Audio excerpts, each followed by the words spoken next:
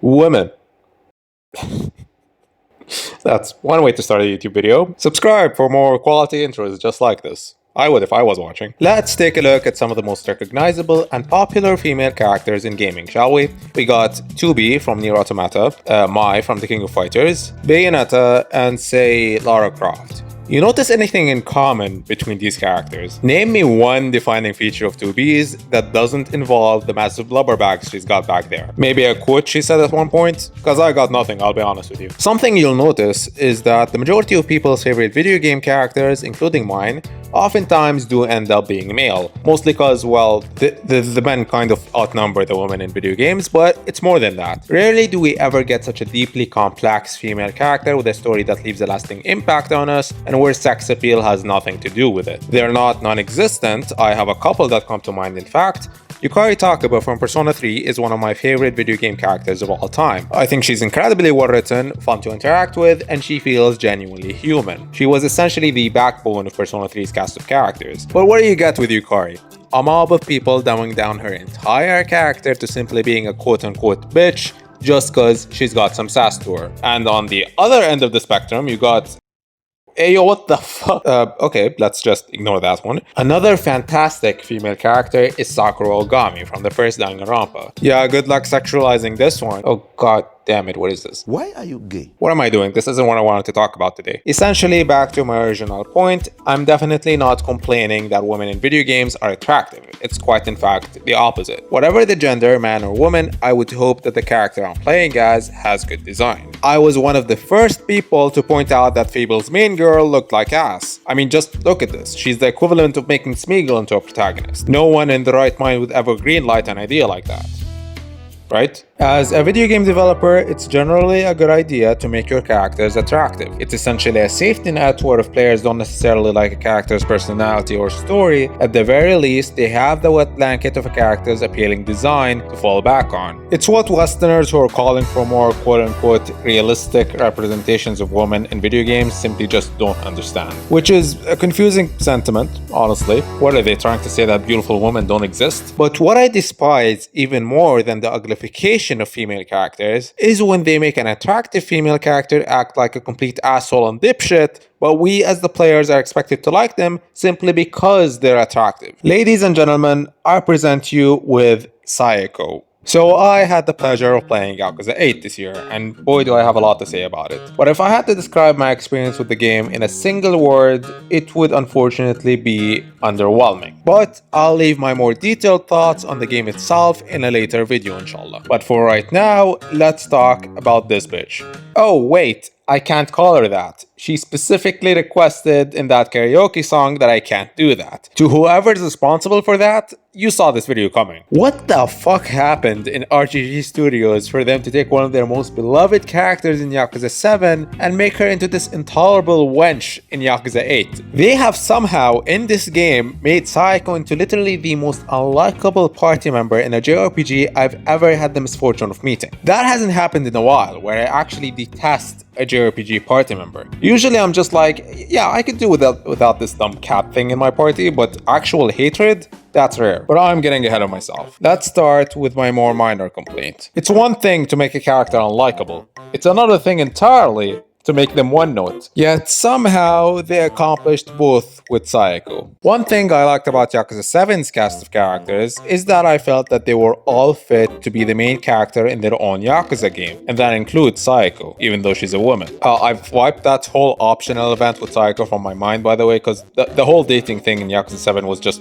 gross as hell in my opinion, and Yakuza 8's even grosser when it comes to that, so I'm just gonna pretend those never happened. But Saeko just doesn't fit that bill anymore. Her character is now highly dependent on her relationship with Ichiban. Without that plot point, Saeko literally doesn't have a single reason for being in this game. There isn't a single cutscene with Saeko where the main topic of conversation isn't Ichiban. And honestly, Saeko isn't the only one with this problem. The same goes with all of the returning party members as well. Adachi, Namba, Jao, and the K-pop guy are just kinda there. They have nothing left to contribute to the overall story, and neither does Saeko. The pacing and story would have been so much better if they just focused on the newer cast, and they even had two side characters that very well could have made amazing additions to the party, but nope, they played it safe and rehashed the same old characters that have nothing left to offer. So now we've established that Saeko is a one-note character. Okay, but that's no big deal. I can think of a lot of other JRPG characters that are very much inconsequential to the rest of the game. But now we're getting to the real problem I have, and that is that Saeko is just an asshole, stemming prominently from her romantic subplot with Ichiban. In short, Ichiban confessed that he liked her, was a bit too passionate, moved a bit too fast, and ended up proposing. She wasn't into that for reasons we don't know yet, just left him there, and then told him she'd rather stay as friends the next day, and then proceeded to ghost him for an entire year. Let me just stop right there for a second. So looking back on this part, I kinda made it seem like Ichiban is totally blameless in all this, but that isn't true. He fucked up too. He made one kinda sexist comment. He also kinda just assumed that Saeko would rather be a stay-at-home mom, but just can't afford to do so. But it's just that Saeko's overreaction kinda overwrote that part for me. So yeah, I just had to clarify. Sorry for stopping. I'll let past me carry on with his rant. With that explained, what the actual fuck was Saeko going on about later? Saying Ichiban said something that pissed me off. The man was pouring his heart out to you. You couldn't even give him a straight answer. And then you're the one who's pissed. Sure, the things he said you might not agree with, but pissed you off.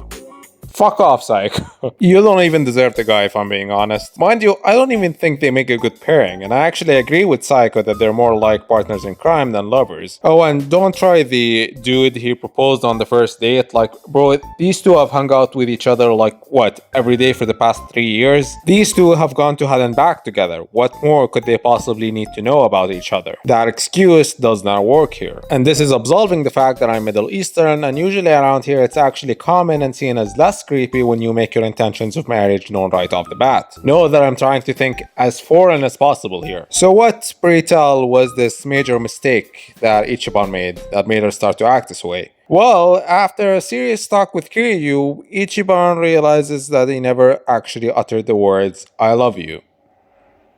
That's it. You know, call me crazy, but it's usually implied that you love someone when I don't know, care for them, take them on dates, and fucking propose to them. But yeah, that's just me, I don't know. So Saeko basically said, should I handle this maturely? Nah, let me just leave the man I supposedly care about on a red for a whole ass year, and then, I don't know, let him torture himself a bit about it, you know?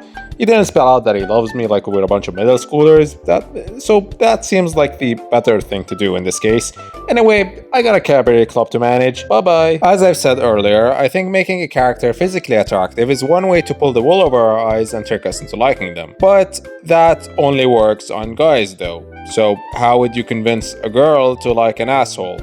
That's right, you make them successful businesswomen. What we've got here is a She-Hulk situation where they somehow think that a woman who earns a living for herself has the green card to be the biggest asshole to anyone she comes in contact with. She takes that as a sign that she can be as annoying as possible and be absolved of any kind of responsibility for her actions. Let me just say this now before some radical feminist somehow finds their way here. I can handle a rude female character. This isn't what this is about. Let's take Franziska for example. An obnoxious brat of a woman who whips anyone who so much as breathes in her direction, a woman who starts making excuses whenever she fails at something, and a woman who looks down on everyone. She's obviously written in a way to signal to the player that we're supposed to be at odds with this character. But guess what?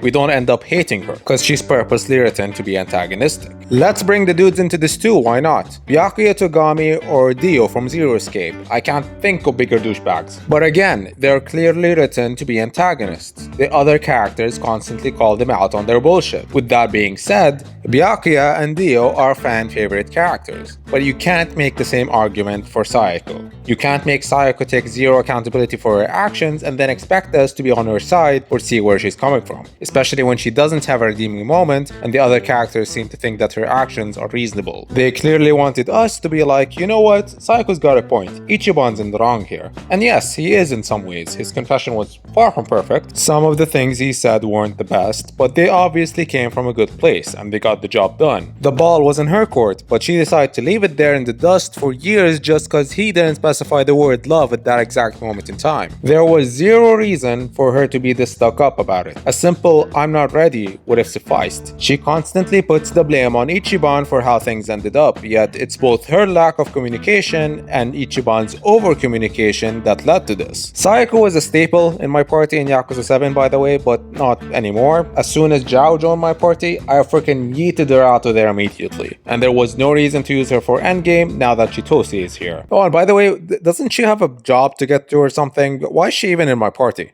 Come on, back to work, sweetie. Let me just give one final example of a character that kinda went through the same process as Saeko, but in reverse. Leia Rolando from the Tales of Xillia duology, which is hopefully getting a remaster soon enough. Leia as a character in the first game is highly dependent on our main character, Jude. Literally, her entire arc in the first game was just her being insecure because her little boy toy of a childhood friend is now infatuated with this big-breasted, beautiful blonde goddess, and she's pretty much like, yeah, I don't stand a chance, fuck this shit. You don't really hate Leia in the first game, but she's just kinda there. She's not exactly noteworthy in any way. In the second game though, Leia is no longer defined by her relationship with Jude. Hell, the game rarely hints at her obsession with him. Now, Leia is so much more. She's funny, she's comforting, she's made new friends with traits that bounce off hers, she's got enemies she's at odds with. And most of all, she would never put her own needs before the needs of those she cares about. Can we say the same thing about Saeko? The fuck, of course we can't. You guys just don't understand. She's got a cabaret club to manage. She doesn't have time to worry about being a decent human being because she's a strong, busy, independent woman. Damn it. She doesn't even apologize at the end of all this. Did I mention that? She doesn't even apologize. Ichiban does all the apologizing. And for what? For fucking what? Also, I'm sorry, but I can't for the life of me take their relationship seriously when there's a whole ass minigame of Ichiban hooking up with random women. I don't know who thought that was appropriate in any way, shape, or form. What I do know is that after all these years, guys, we have finally found a worse love story than Twilight. I'm bringing that 2010 meme back for this. I've never even watched Twilight, but it sure as shit can't be worse than whatever the fuck this was. If we were to try to learn something positive from all this, cause this subplot sure as shit isn't teaching us anything, it's that, guys, when your own personal values don't align with the values of those you hold dear, try to maybe see where the other side is coming from. Don't just give up on them entirely. Girls, your man's gonna fuck up sometimes. Straighten him out and tell him when he does. And guys, maybe take it down a notch. Don't just assume the other person's feelings and go from there. Well, that's the end of this video. I'm willing to take this discussion further in the comments, by the way, for any Saeko defenders out there. I don't know, maybe there's something about her character that I missed, or maybe didn't understand. If there is, please feel free to let me know all about it.